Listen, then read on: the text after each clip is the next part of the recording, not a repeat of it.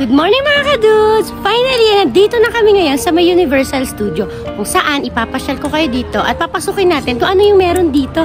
Finally, nandito na kami sa pinuntahan namin dito sa Osaka at sobrang excited na ang buong grupo namin, ang mga kaibigan ko na yan, excited na kami.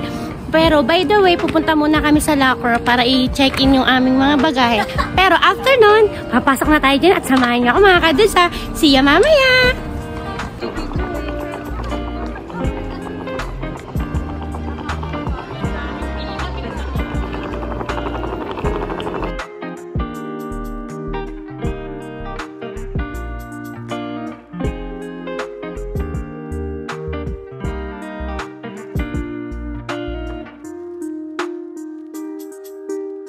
This is it, pansit talaga mga kadudes kasi nandito na tayo sa Universal Studio kung saan marami tayong pupuntahan dito at talagang mag-i-enjoy tayo. Kaya ito yung sikat na sikat dito sa may Osaka na talagang dinayo pa namin from Tokyo dito sa may Osaka. Kaya samahan nyo ako mga kadudes kasi marami tayong ganap today. Kaya alam nyo na, enjoy lang. Ito yung matagal ko na din dream dito sa Japan na puntahan dito. Kaya super excited talaga. Mixed emotion talaga ako ngayon mga kadudes kasi finally nakapunta ako dito at isi-share ko to ang pinaka-unforgettable moment ko sa inyo. Kaya samahan niyo ako!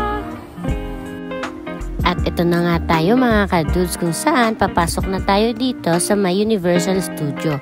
Pero bago tayo makapasok dito, syempre makikipagsabakan muna tayo mga kadudes dito sa mahabang pila na ito na susungin natin. At ayan ang mga kaibigan ko, kumakaway-kaway sila at super excited talaga kami. At ito nga mga kadudes yung pinaka-entrance niya, itatap nyo lang yung pinaka-ticket para makapasok na kayo o maka-entry na kayo doon sa pinaka-loob. At talagang napaka-high-tech talaga dito sa Japan, no? Hello mga kadudes! Nakapasok na kami dito sa loob. At talagang super duper saya talaga ng araw na to. At sobrang ganda ng panahon. Kaya i-enjoy namin tong araw na to. Kaya ito. At nakakuha na kami ngayon mga kadudes no? Pinaka-QR code dun sa may Nintendo. Pero maghintay pa kami ng 8:10. Pero ngayon, syempre, pupasok muna tayo dito sa pinaka-favorite ko. Ang Sanrio. Kaya samahan nyo ako mamili kung ano yung bagay sa buhok na ilalagay ko ngayon. At eto na nga tayo mga kadudes, nakapasok na tayo dito sa loob ng Sanrio. At bubungad pala sa inyo dito ang napakadaming collection ng Hello Kitty kung saan merong mga bags, may mga pillow, may mga teddy bear, at meron din naman dito mga kadudes na mga hairband or iba't ibang klase na pwede natin ilagay sa ulo natin.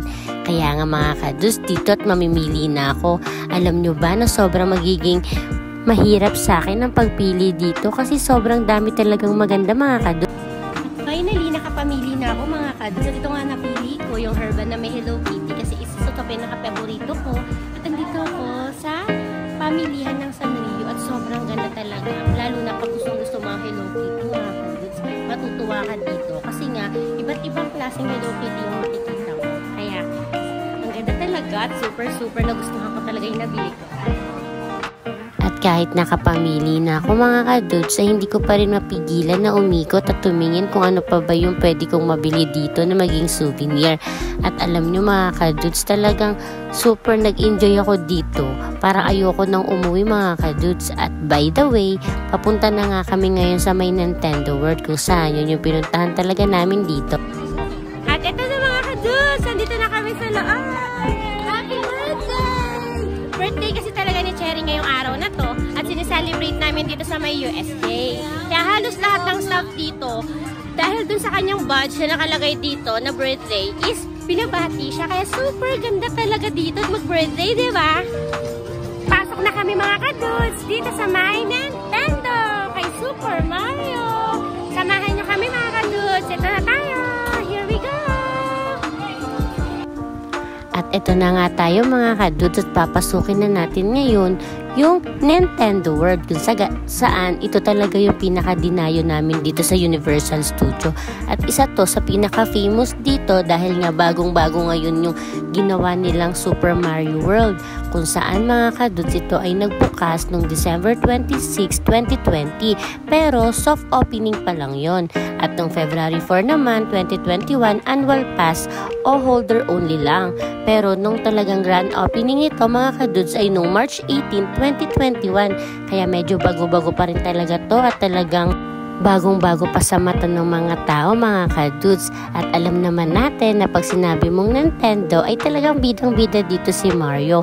At kung saan para ka talagang pumasok sa pinaka-mundo nila at talagang yung illusion ng pinaka Super Mario ay makikita mo dito. Kaso nga lang, nung pumunta kami mga kadudes ay sobrang dami lang talaga ding tao.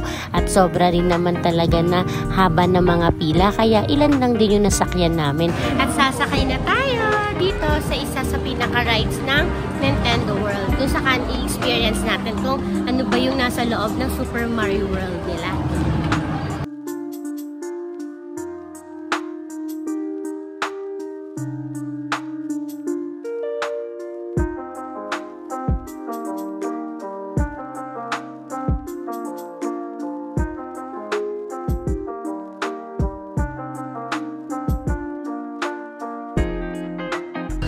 Hello mga kadudes! Dito na kami sa loob at pinagsuot kami netong Mario hat.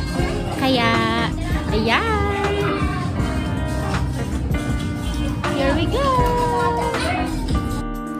At talagang super excited na nga kaming pasukin nito.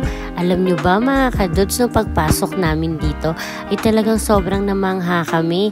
Dahil ang gaganda talaga ng mga nakikita namin dito at ito yung pinagmamalaki nila na automatic door na kung saan papasok tayo dyan at kusang magbubukas yung pinakapintuan at kung saan napupunta tayo doon sa pinakamundo ng Super Mario at pwede tayo doon maglaro. Kaya lang mga kadudes, di na namin nabidyohan yung ibang mga part ng Super Mario. Kasi nga, bawal din yung cellphone doon or bawal din kasing dalhin doon yung camera dahil mismo ikaw yung maglalaro doon at actual mo talagang lalaruin yun mga kadudes. At talagang nag-enjoy nga ako at hindi rin namin inaasahan mga kadudes nung paglabas namin doon sa pinaka-exit nung pinaka-door ay talagang bubungad naman sa amin yung mascot dito ng Super Mario at si Luigi. At talagang super enjoy yung mga bata. Alam nyo ba mga kadudes na mainit yung panahon ngayon pero hindi mo talaga maaalintana yung pag-init ng panahon at kahit sobrang dami ng tao kasi super mag-i-enjoy ka talaga sa pinaka-loob netong Nintendo World. At ito na rin yung pinaka-isa sa pinuntahan namin dito mga kadudes kung saan nandito naman tayo ngayon sa may Wizard of World of Harry Potter kung saan isa rin to sa pinaka-famous dito sa Universal Studio at super nag-enjoy talaga ako dito mga kadudes lalo na nung sumakay kami dito sa may Forbidden Journey kung saan talagang stream action yun mga kadudes kung saan talagang mararanasan mo o parang mararamdaman mo na nakapasok ka dun sa loob ng Harry Potter. At alam nyo ba mga kadudes na ito ay naitayo noong July 15, 2014 kaya medyo matagal na din at talagang kilalang kilala rin talaga tong Harry Potter World na to dito sa may USJ. At ito talaga yung masasabi kong the best experience ever. Kasi hindi ka lang talaga nakapasok sa mundo nila kung hindi nadama mo kung ano ba talaga yung pakiramdam ng lumilipad mga kadudes. At talagang feel na feel mo talaga dun sa may extreme action nila dito sa Forbidden Journey nila. At yun nga lang yung nasakyan namin dito sa may Harry Potter World mga kadudes kasi nga sobrang haba talaga ng pila at alam nyo ba na inabot kami ng 1.5 oras para lang makasakay dun at sobrang haba talaga ng pila pero okay lang. Hello mga kadudes! Andito na kami ngayon sa may bukana ng pinaka Harry Potter at dito nga sasakay kami dun sa isa sa pinaka-famous nila dito na rides kaya samahan nyo ako. Hi Nix! Hello guys!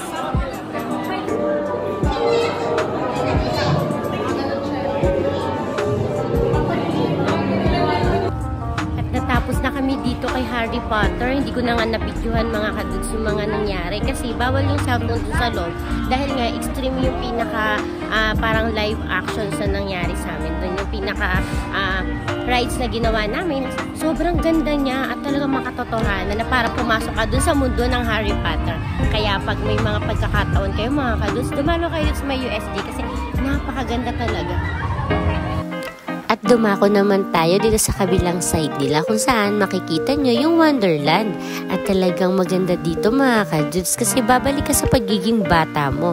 Dahil nandito lang naman yung mga favorite natin na karakter katulad ng Sanrio, Sesame Street, si Snoopy at marami pang iba. Mapapahay na ko ka na lang talaga sa sobrang ganda at talagang mapapamangha ka dito mga kadudes at maiba naman tayo dahil nga sa pagkagala-gala natin. Naisipan ko naman na magbigay ng konting trivia sa inyo na alam nyo ba na ang Universal Studio Japan ay pangalawa na tinayo outside the United States at tinayo ito noong March 31, 2001. Kaya alam nyo mga kadudes na medyo matagal na rin talaga pala ito.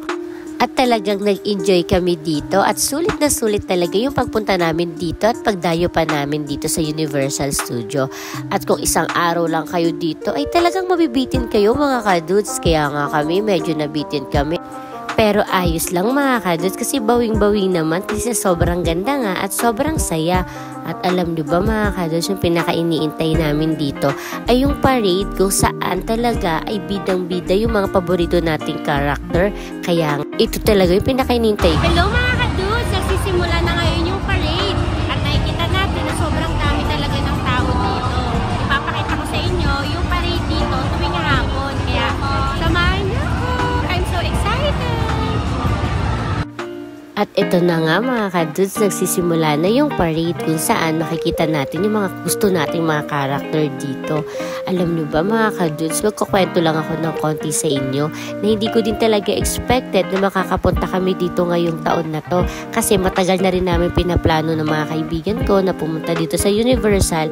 Kaso nga lang dahil nga sobrang dami naming schedule sa trabaho ay wala rin naman kaming ganung sapat na oras para pumunta dito dahil alam nyo naman dito sa Japan is work day lagi, diba?